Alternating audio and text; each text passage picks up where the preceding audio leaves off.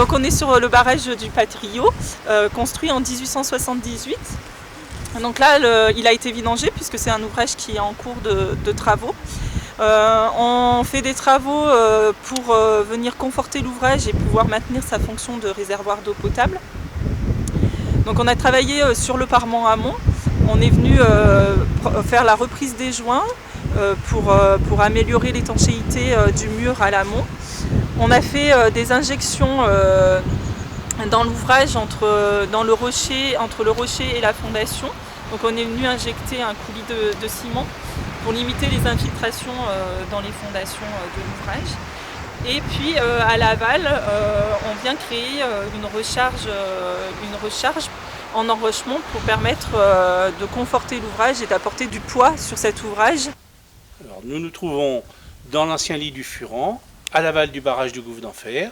C'est un ouvrage qui a été édifié en 1870, qui a aujourd'hui 150 ans, et qui, à sa construction, a été le barrage le plus haut du monde. Alors Saint-Étienne se trouve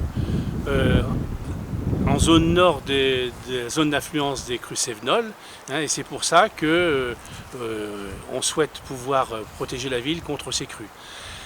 L'origine de la construction du barrage, ça a été 2 crues successives au XIXe siècle qui ont provoqué des dégâts importants en ville de Saint-Étienne et une vingtaine de morts. L'ouvrage est en capacité de stocker 1 100 000 m3 et devrait être efficient pour la protection de la ville.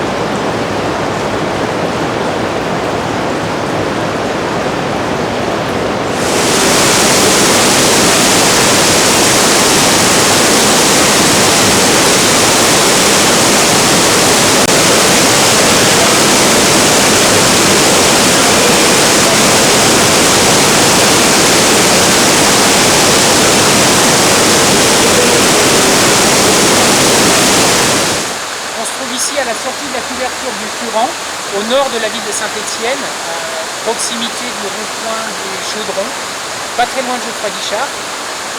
Ce seuil-là constitue le dernier verrou que les poissons ne peuvent pas franchir aujourd'hui, et qui empêche la migration de ces poissons plus en amont, au sud de Saint-Étienne. On se trouve ici sur le site de Furania, donc à l'aval de la ville de Saint-Étienne. C'est la station qui aujourd'hui nettoie toutes les eaux usées de l'agglomération stéphanoise avant de les rejeter au Furan.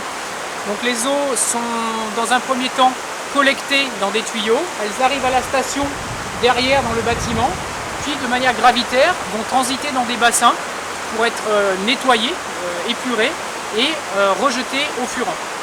On a du coup une qualité de la rivière qui est nettement améliorée par rapport à une situation qui était celle du Furan il y a encore quelques années, avant tous les travaux d'assainissement qui ont pu être conduits sur l'agglomération stéphanoise. Donc là on va voir le Furan aujourd'hui dans une autre configuration, nettement améliorée dans sa qualité et qui permettent aujourd'hui de réaliser des travaux qui auraient été alors impossibles, c'est-à-dire de mettre en place des passes à poissons, puisque les poissons ont recolonisé la rivière depuis les années 2008 à 2010. Nous avons ici un seuil qui fait à peu près 2,50 m à 3 m de hauteur et qui est complètement infranchissable pour les poissons. Dans le cadre du contrat de rivière, on avait un programme global d'aménagement de ces seuils pour les rendre franchissables par les poissons. Donc là on voit ici une passe à poissons qui a été réalisée selon la technique de ce qu'on appelle la macro-rugosité. Donc on voit une rampe dont la pente a été réglée justement pour permettre aux poissons de remonter. Et on a mis au milieu de cette rampe des blocs qui permettent aux poissons de se reposer dans des phases de remontée. Donc ils viennent se cacher derrière les blocs et ils refranchissent bloc par bloc pour pouvoir passer le cap de ce seuil.